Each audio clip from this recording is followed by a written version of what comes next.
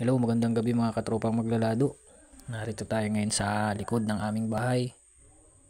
May nakita daw si Tiyo na mga itlog ng manok dito. Titingnan natin. So ayan, may 4 na piraso.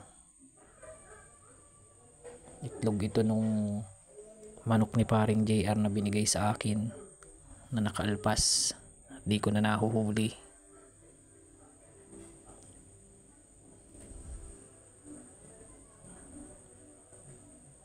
So ayan, kukunin ko at isasalang ko sa incubator. Titingnan ko kung mapisa.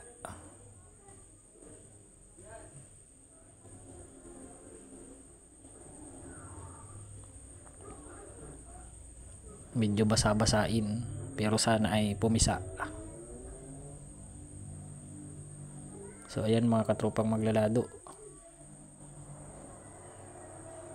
Kinuha ko na at dali-daling lumayas at baka kung may ahas. So yun lang mga katropang maglalado. Magandang gabi at happy farming.